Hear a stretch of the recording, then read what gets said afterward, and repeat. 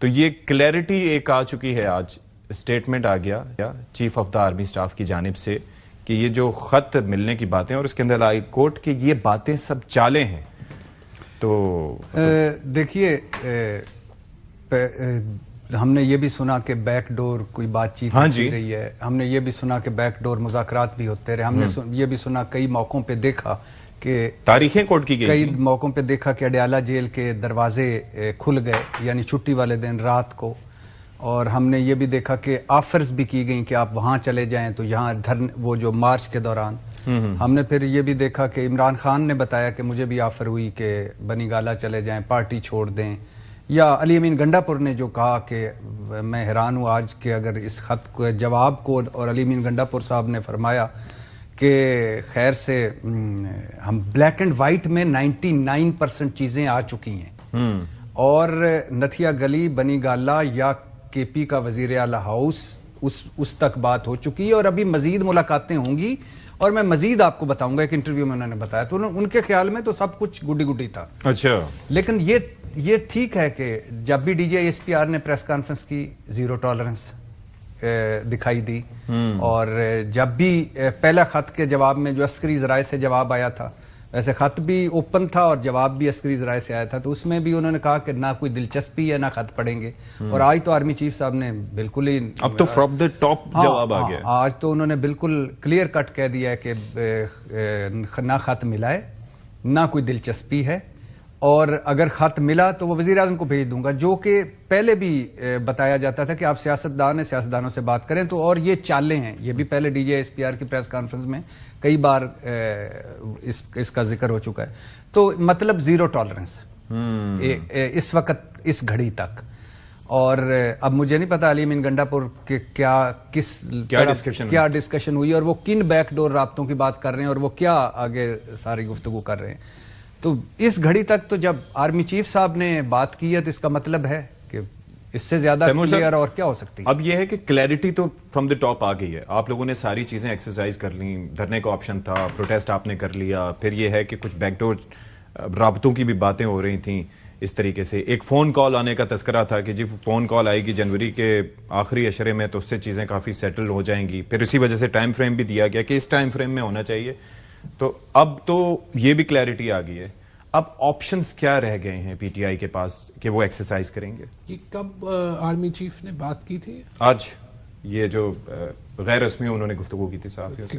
کون سے موقع پر؟ یہ ترک صدر جب آئے تھے تو اس دوران ایردوغان صاحب. جی جی. اچھا، ایم سوری، مجھے نہیں پتا کیونکہ میں آج تیسری بار 3 ہفتوں میں اڈیالہ گیا. جی جی. تو وہاں تو نہ آپ فون ساتھ رکھ سکتے ہیں، نہ سگنلز کام کرتے ہیں، اور نہ ہم ایک اڈیالہ جیل کو جیل مینول کے مطابق چلا سکتے ہیں، کیونکہ آج تیسرا ہفتہ تھا. کیا ملاقات کے لیے گئے؟ لیکن ملاقات صرف میں نہیں، ہمارے اینٹی کرپشن منسٹر تھے کے پی کے مصدق عباسی صاحب، عادل بازئی تھے، وہ ایم این اے جن کو شہباز شریف نے جھوٹے طور پہ پی ایم ایل این کا قرار دیا تھا، حلیم عادل شیخ تھے کراچی سے. تو مجھے صرف یہ نہیں سمجھ آ رہی کہ میں اس لیے زیادہ کامنٹ اب کیا کروں، کیونکہ جس پاکستان میں یہاں سے 15-20 میل دور راولپنڈی میں میں تھا، وہاں تو ایک ملاقات نہیں کر پا رہے تھے. وہ جیلر صرف کہتے تھے کہ جی اجازت آ جائے. یہ مجھے نہیں پتا کس سے فون اٹھاتے تھے، بات کرتے تھے، بند ہوتی تھی، جواب نہیں. لیکن یہ آپ نے علی امین گنڈا پور صاحب سے نہیں پوچھا کہ آپ کی ہو گئی ملاقات، ہماری نہیں ہوئی؟ اسی پاکستان 2 گھنٹے کی کانفرنس روم میں چائے سموسوں نہیں، یعنی کہ what was so special about ہم کہ جو آپ میں نہیں تھا؟ میرے سے کیا پوچھ رہے ہیں؟ آپ کہہ رہے ہیں نا کہ بھائی وہاں پر ملاقات نہیں، لیکن آپ ہی کی پارٹی کے وزیر اعلیٰ کی ہو گئی. چھوڑا اور ہمیں نہیں چھوڑا، ان سے پوچھے نا. ان کی حکومت ہے، میں پنجاب کی حکومت میں بیٹھا ہوں یا یہ بیٹھے میرے سے کیوں؟ علی امین گنڈا پور آپ کو چھوڑ کر اندر کیوں گئے؟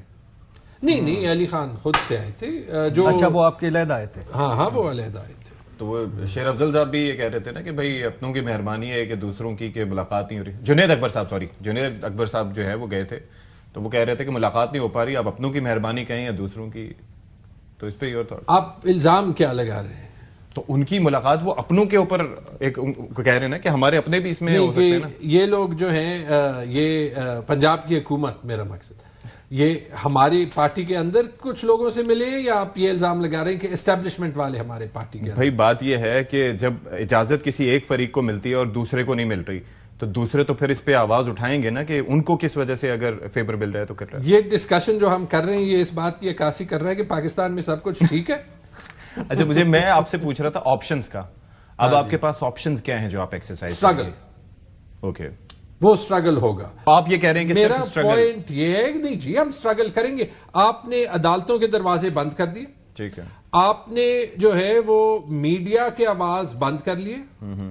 آپ نے الیکشن میں تحقیقات بند کر لیے. 370 دن ہو گئے ہیں. ہر روز کوئی نہ کوئی یا جج بدل جاتا ہے یا وکیل نہیں آتا. اب وکیل جج بن گئے ہیں, جج پروموٹ ہو گئے ہیں. ابھی تک ہم وہاں پہ بیٹھے ہیں کہ بھائی کوئی تو ہماری یہ الیکشن پٹیشن سن لے. یہ پاکستان میں ٹھیک ہو رہا ہے؟ دانیال صاحب کو بھی شامل کر